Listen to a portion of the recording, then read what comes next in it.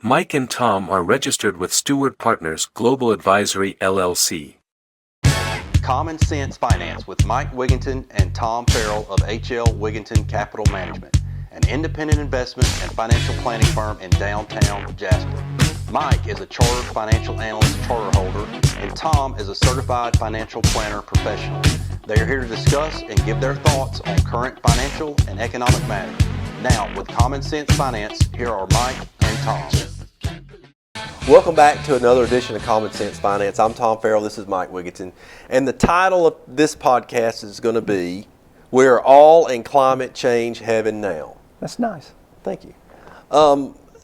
So what this is going to focus on is the government's involvement in driving certain things in the marketplace, mandates that they've imposed on corporations to meet certain standards in whatever area it is, and the economic as well as the effect on individual consumers, sometimes unintended consequences. Absolutely, yep.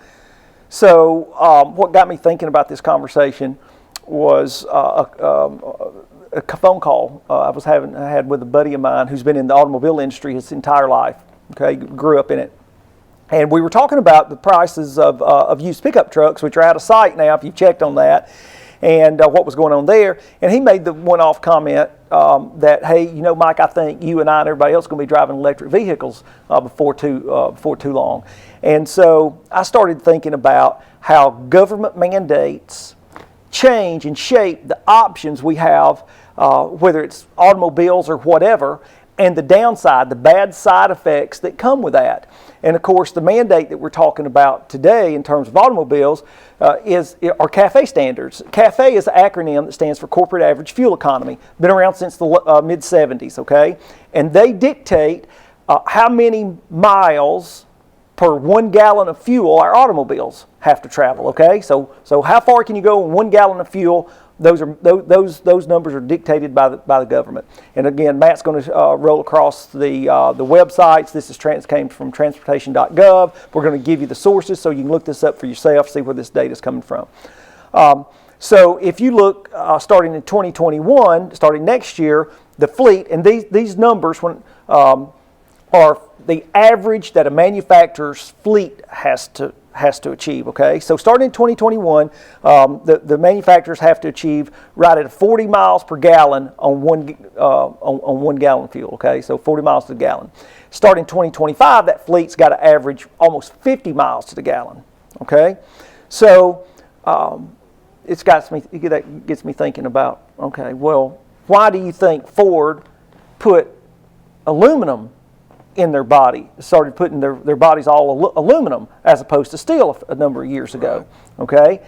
They're talking now about going to magnesium, and we're going to provide you some documentation as well on this particular train of thought from people like Motor Trend, but aluminum's lighter than steel. They've got to get that weight down lighter in order to meet these new CAFE standards.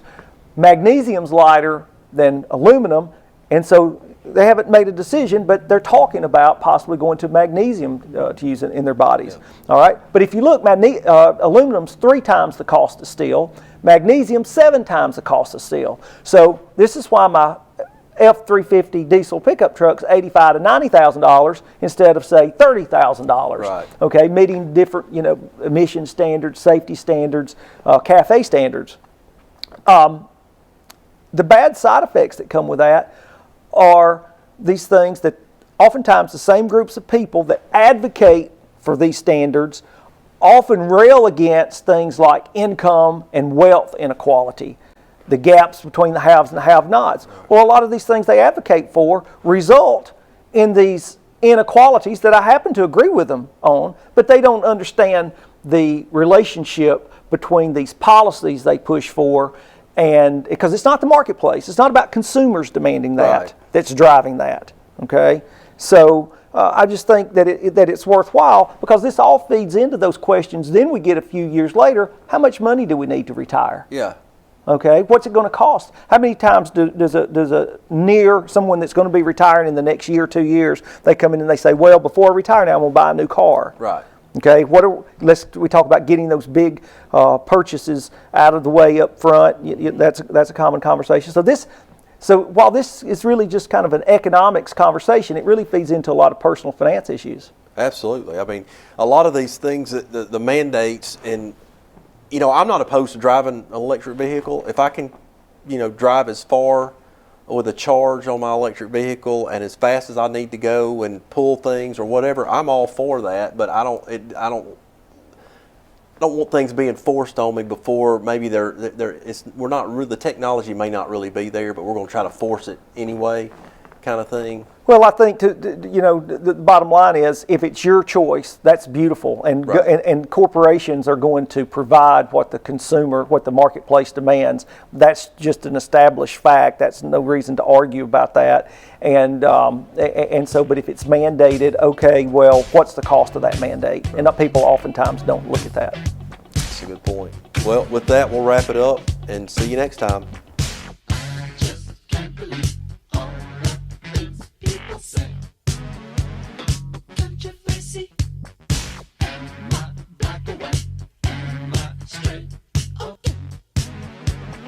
Controversy.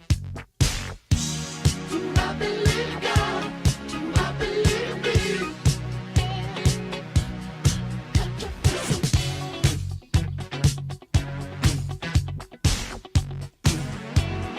Controversy.